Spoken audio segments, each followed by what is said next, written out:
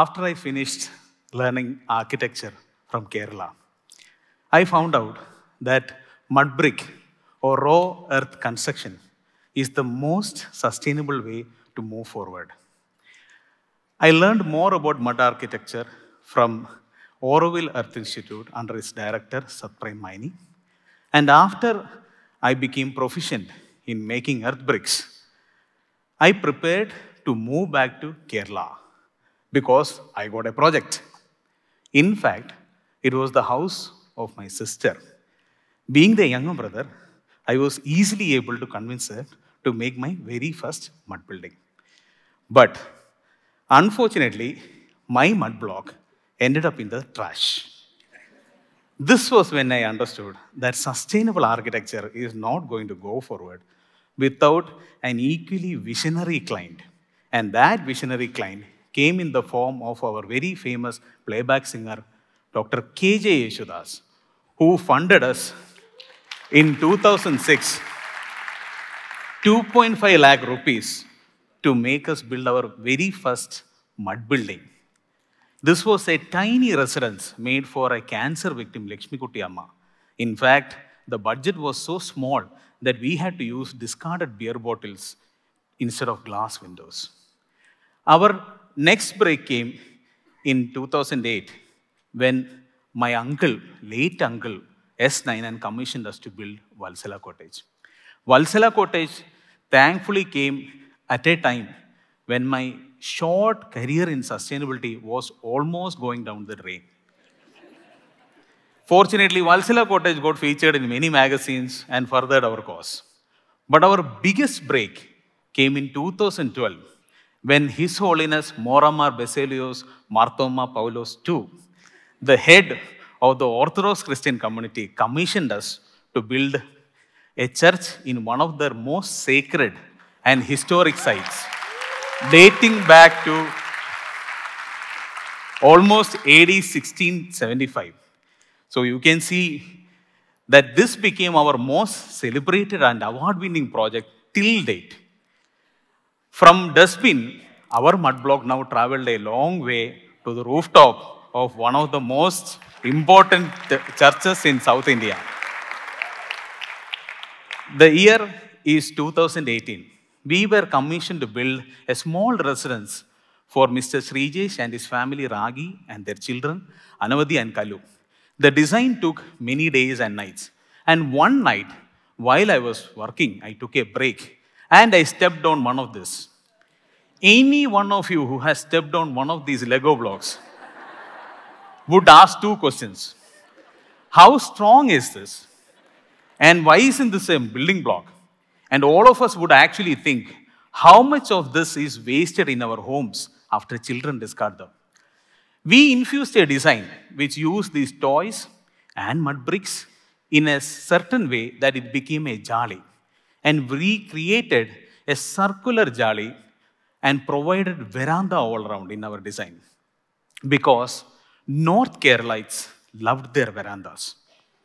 One must remember that the toys are not used just for ornamentation. They actually provide load and support to the entire structure.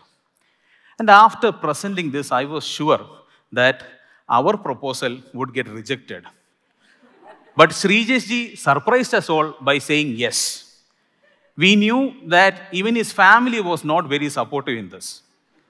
But I was supremely confident because 12 years into sustainable construction, we had made a formidable team of masons and craftsmen who were ready to build any sustainable project anywhere in the world or country and in any shapes and sizes. They were headed by my main mason, Suresh, the best mason in the world.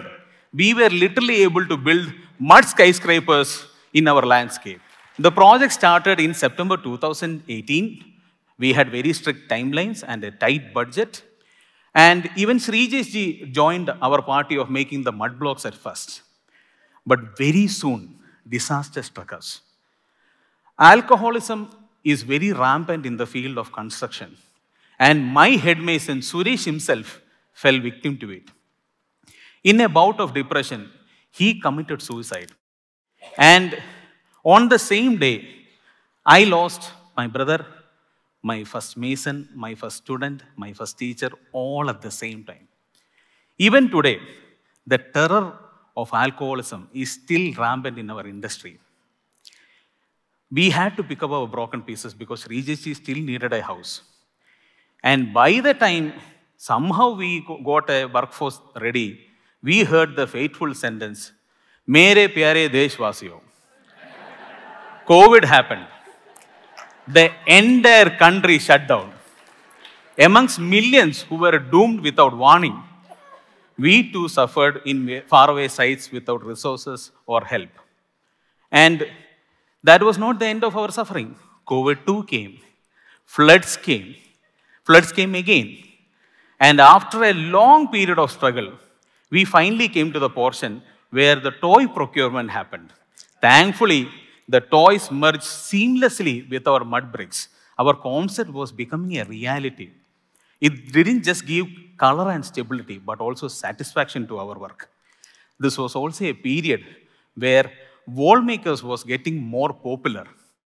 We started even new projects and finished some of them. We got very popular during this time. But this was also a period when we were losing projects. Some fantastic techniques and constructions were all going down the drain at this particular point of time. And we were thinking the same question. Wouldn't this happen to Shrijesh project also? Because it became almost 5 years of toil. All of us were near desperation, including myself, because ultimately everyone would quit. Wouldn't Shrijesh ji quit? But that is when our visionary client proved his mettle by showing that he is no quitter. He, in fact, celebrated after we finished the project with toys and mud by inviting not just 1 or 2, but 3,500 people to the housewarming.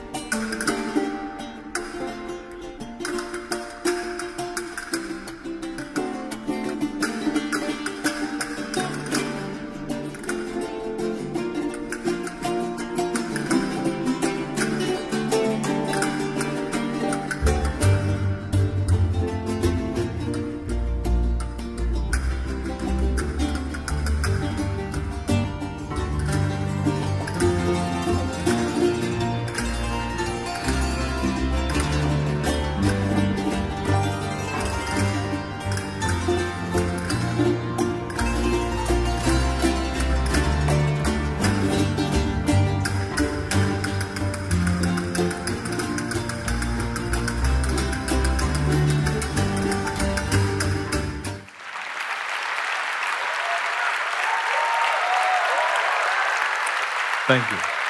I know this is a talk that started about wall makers and sustainable architecture and everything. But a tiny residence which started in 2018 was simply supposed to be completed by 1 year or so. Took us 6 years to finish. None of us can even comprehend the trauma that Shrijesh ji and his family had to undergo just so that all of us can experience the magic of mud and toys. There will be many people trying to do good in sustainability, crazy Vinu Daniels and wall makers and all those stuff. But we amount to nothing if the world doesn't have more Shrijesh, Biju Matthews, and Ashish. Thank you guys. Thank you so much.